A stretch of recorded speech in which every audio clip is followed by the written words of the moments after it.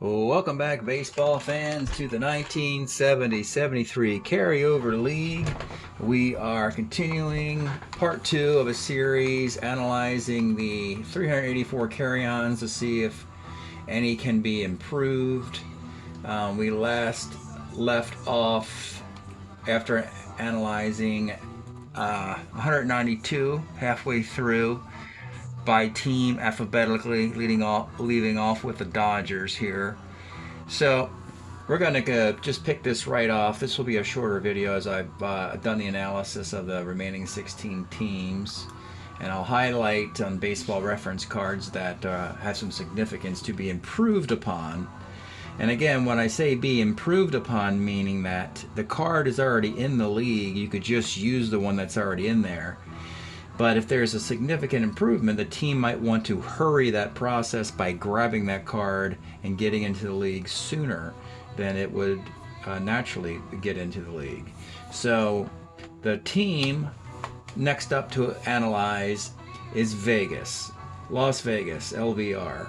And it's good to analyze this team because we talked in a previous video about how they use this process of improvement to bump Tommy Davis up to his 71 card, which is outstanding. They bumped up Jim Rowland to his 71 card, his best card. Woody Fryman 72 card, and Ken Berry 72 card. Those 4 cards and those 4 players helped Vegas win the division. So instead of going with the status quo and just using the cards that were present previously and drafting 4 more players, they improved those guys, and then they had to wait till the draft was over and sign 4 free agents off the street to complete their 20-man roster. But it was worth doing that for this particular team. And now when we analyze the players here, I will highlight the year that they might be better, and if I strongly recommend making the switch, I'll highlight it with an orange as well.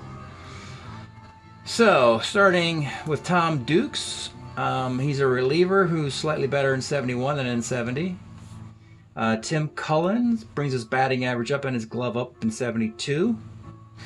But the one big player for Vegas to continue their strategy of improving is Ken Brett, who his 71 card is in play in the bullpen, but in 73 he can go on the rotation. And we talked about how this team needs some innings. They need some pitchers to pitch some innings. They only bring back Woody Fryman, who can't pitch on 3 days rest. Blue Moon Odom won't do it again either. So they need some innings eaters. So Ken Brett makes a lot of sense to improve him and put him in the 1 or 2 spot in your rotation. And that would be another feather in the hat of Las Vegas. It's very hard for these super expansion teams to repeat year to year. Because once a player's 4-year cycle is up, chances are that player was probably only good once in 4 years. And he will not continue on like the traditional baseball team's players continue on. All right, next team, Milwaukee. Getting more distant from the Seattle Pilots in this era. We see Marty Patton will pitch on the rotation 2 years in a row here, 71 and 72. Modest improvement for Reichert, Sanders, Bill Parsons. Probably only if... And the other thing too is when it comes to taking 2 cards in each season, in some drafts, there may not be an available player that fits the roster accordingly. So you might find it better off to simply improve a guy with only modest improvement just to use up that draft spot instead of coming away empty with a lesser player. So that's another consideration why we're doing this, trying to find more options for each of the 4 years. The Twins are next. Not much going on here with them. Joe Haig, modest improvement in 72. Chico Cardenas, this would be nice to get his 71 card. It's probably his best offensive year and defensive year. That would be pretty cool as a shortstop. You're always looking for an advantage at that particular position. Do better than the rest of the league. Would have a chance at going to the All-Star game. All right, now this is a fun little situation here with the New York Mets. Of course, the winners of the 69-72 World Series. And one of the players that shined for them in an unlikely place was 1970 Ken Singleton, who hit 265 and 150 at-bats that year. But he hit 360 during the season and helped the Mets, as the right fielder, win the World Series. I mean, he had a fantastic year. But he will move on to the Expos by 73. And in 73, he puts it all together. Full-time player, switch hitter, power both ways. The whole thing is going on here. I'm thinking, in a swap of right fielders, the Mets could send Ken Singleton to the Expos for Rusty Staub. And then the Mets would simply go for Rusty Staub's 73 card. So Singleton and Rusty Staub would sound like a pretty cool swap. That would be pretty darn fair, frankly. I mean, if you look at their whole decade, Singleton obviously does great for the Orioles later on. And it's up to the Expos to decide to either improve on the trade they get from the Orioles or to not make it at all. But at least for the history perspective, if I simply move Singleton for Staub, I can have a pretty cool history going through the year of 1973. After that, who knows? But I would have the history of the Mets. Now, that wasn't the trade that actually happened, but you do see the players swapping teams. Gary Gentry can pitch on 3 days rest in 71. Tug McGraw, your Game 5 MVP, winning the World Series with 4 innings of relief, actually has a better 72 than 71. And Cy Acosta, righty reliever, is better in 73. All right, next up, Yankees. Danny Cater does a similar high batting average, not much power in 73. Munson has an all-star year in 73. White, McDaniel, and Bloomberg, 73. Don't know exactly what happened with Bloomberg, but he had those big 320 years, like 3 years in a row, and then he kind of disappeared by 75, 76. All right, the Oakland A's. There's been much discussion in previous videos how their superstars actually performed better prior to them winning the championship, meaning that Gene Tennis, Joe Rudi, Bert Campaneris, and 2 other guys not seen here, Sal Bando and Reggie Jackson, all had better years in their careers before the years of 72, 3, and 4 when Oakland won the World Series. Now, one player who does better is Joe Rudi of the famous Oakland Dynasty A's, the amazing A's of the early 70s. Joe Rudi would be the one player in that list I just gave who actually does have a career year in 72. In 70, though, he's got a great batting average and power. He doesn't have a glove yet. He can't field in first base or left. We know he becomes a Gold Glove left fielder at a certain point. The bat and the glove all come together in 72. This is probably the move to make for the A's. Raleigh Fingers gets a little better in 73. Not much else going on there for Oakland. Okay, Ohio players. Doc Ellis improves and goes on the rotation in 71. Tom Hall, another great left-handed reliever, does great in 72. Ike Brown in 73. This is a team that might go the improvement route because they are really struggling otherwise in this era, searching for talent. They're kind of talent poor. So any opportunity to improve on what they already have would help. A la Las Vegas. All right, the Phillies. A lot of interesting moves here. Barry Lurch can pitch on 3 days rest in 71. Now, if you want to give Terry Harmon an infield job full time, you can do it by bumping him up to 72. He's a utility player in 70. 72, he would be better at second or third than Denny Doyle or Tony Taylor.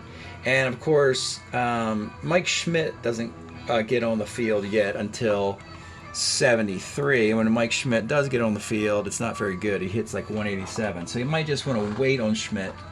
No need to rush his card in anytime soon. You already have Tony Taylor. Larry Bow is also, and Denny Doyle is also on this team. So improving Harmon would solidify their infield. Now this Joe Horner, I recall his 70 card, he kind of struggled in the closer role. But 71, it's a lot better, and he could be a closer with that card. And they would have a very good bullpen. And, of course, they already have 27-game winner Steve Carlton on this team.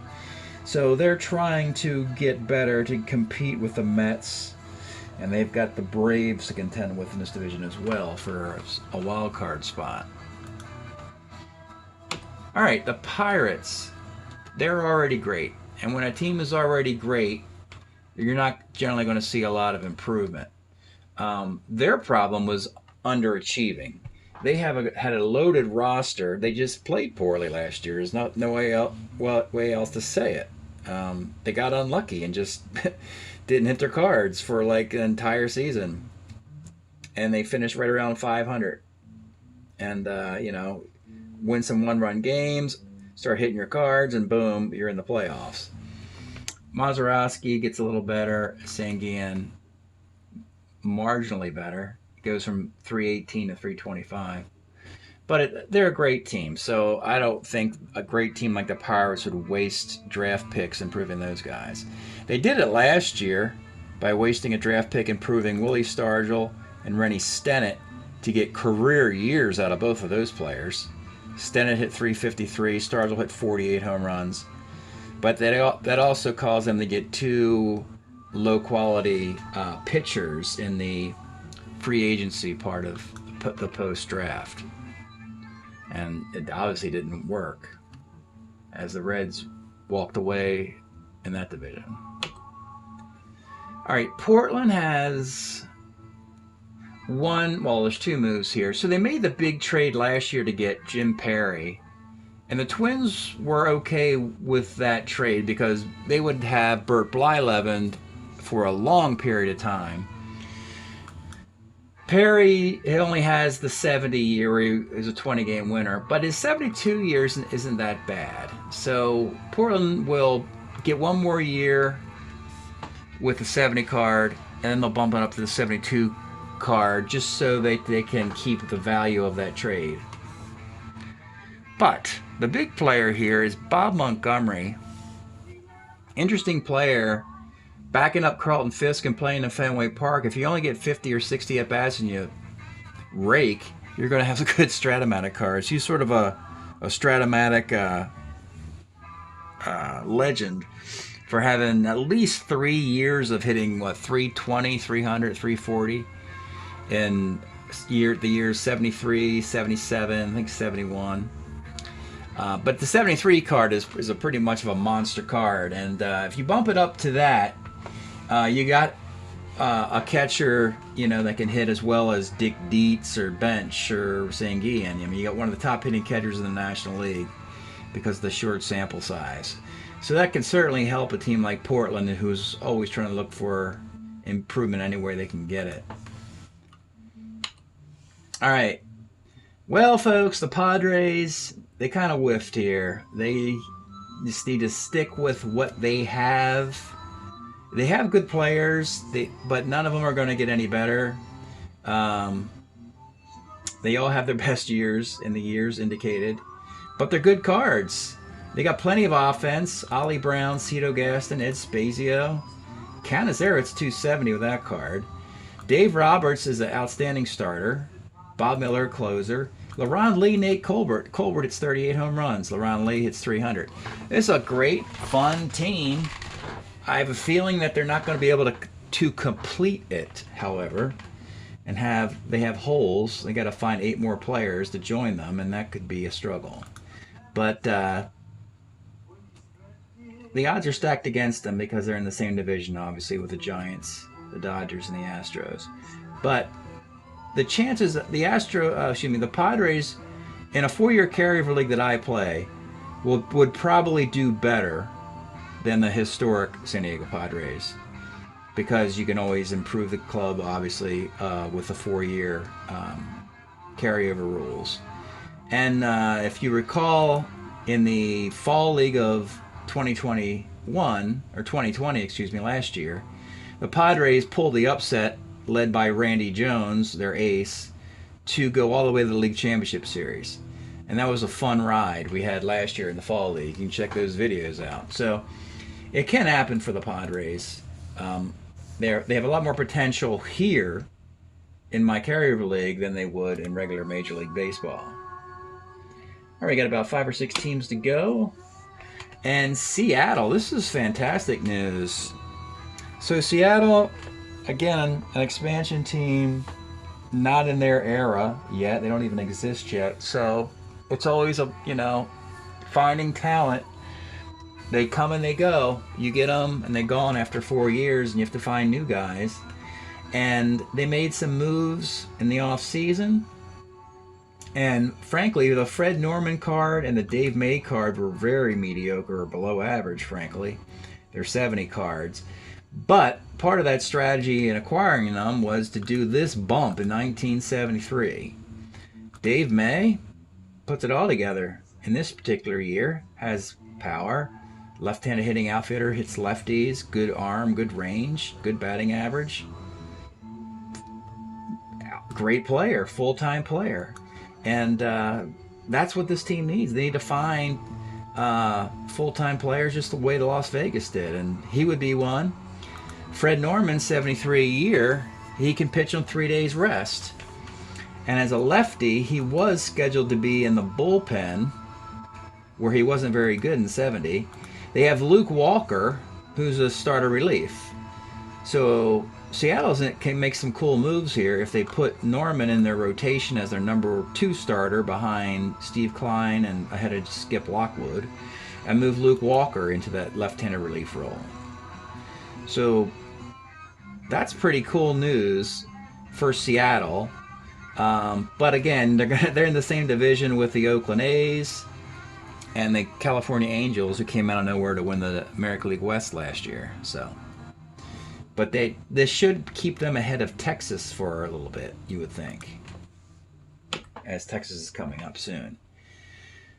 Well, the Giants, what's really interesting is that they happen to have a lot of guys who get better in 73, which is good news. Don McMahon is a viable closer in 70 and in 73. Dick Dietz has a monster 70. 73 is good, so that's 4 more years. Willie Mays is better in 71. Bobby Bonds, 71 and 73 are both MVP quality years. Doesn't really matter. Fran Healy, probably trade bait. You already have Dick Dietz catching. Trade him to the Kansas City Royals, where Healy actually played. Here's an interesting one. Ron Bryant wins 24 games in 73, but statistically his 72 card is a little better when he won 16 games. But 24 wins is 24 wins, and that's what he does in 1973. All right, the St. Louis Cardinals. Abernathy, a better reliever. Modest improvement for Duncan and Sudakis. Now, these guys at the bottom here, this is pretty cool. So we got Simmons' card in the league in 71, and he threw out a lot of base runners, stolen bases. So he had a negative arm, made him a -2 arm catcher. He would never do that again statistically. I don't know if something happened to his arm, or maybe he injured himself and was never the guy he was in 71. But of course we know that he becomes an all-star catcher, or not behind Johnny Bench, but he becomes a candidate for the All-Star game throughout the 70s. 72 and 73 are great offensive years, slightly better than 71, but of course you don't have the great throwing arm anymore. And that will never return, unfortunately. He'll just be a 0 arm or +1 arm catcher for the rest of his career. Bob Gibson, believe it or not, 73 is slightly better than 72. And he's probably, what, 38 years old then? And Jose Cardinals is a good 73. All right, 2 more teams to go. The Rangers. They were fortunate enough to pluck Merv Retman in free agency in the draft away from the Orioles, and they'll get 2 good years out of him. They have 70, and 71 is a little better. Bernie Allen actually is a little bit better than 71. Now, this is a very curious Ed Brinkman improvement because he hit .203, folks, for the Detroit Tigers. But you're asking, what's going on? Well, the Detroit Tigers won the American League East, and he finished 9th in MVP voting in 1972. Apparently, his Gold Glove defense at short is what the Tigers needed that helped them win that division. And I had a long rant about how the Tigers had Elliot Maddox, Dick Tracewski, and Kevin Collins playing shortstop and third in the World Series that they lost. So maybe it's time for Detroit to pony up with the Rangers and make a deal for a .203 hitting shortstop. I'm not really seeing that logic, but it might be a fun, goofy thing to try and see what happens. Sometimes Strat-O-Matic is the place for experimentation, and yeah, what does Ed Brinkman do to the Tiger infield? That would be the 2022 Strat-O-Matic experiment. All right, now Dave Nelson has a really good 73 card. It probably should be orange because 71, he's like a utility player, bad defense everywhere. But he settles in nicely in 73 in a full season. And that would add stability to a team that's really looking for 6 everyday players. They got a lot of good halfway platoon types. And they're still waiting for Toby Harrah and Mike Hargrove and Lenny Randle and Jeff Burrows. They're not really going to get to where they need to be until, say, 1974, 1975. So it's still going to be a struggle the next couple of years for the Rangers until they get those steady players, get some offense. All right, finally the Toronto Blue Jays, and we'll call it for tonight. Darryl Chaney's got a nice 1972 for a Cincinnati team that went to the World Series, I guess. Chaney, switch hitting utility shortstop, had a long career, getting work. Getting a contract because versatility pays. But that his stick, I think he hits .260 this year, and that would be his best year offensively. And speaking of trade bait, the Royals in the expansion draft ended up with Paul Splittorff. I think we'll let Splittorff pitch for the Blue Jays this year and in 1971 to 74 season, and then probably trade him back to Kansas City. I'd like to see Splittorff on the Royals by the middle of the decade when George Brett arrives and the Royals are perennial playoff team. So, but they can at least hold on to Splittorff as they are trying to improve. And again, the Royals don't really even need Splittorff right now. They're loaded and they have some good lefties. They have Jim Rooker, they have Bill Butler on their team. So that's it for the 384 Carryons. Thanks for checking out the video. We'll look for some more analysis in the 70-73 Carryover League by using Baseball Reference. Ended up not even going up here and using it to look at like I did in the previous video. But thanks for checking it out. We'll see you next time.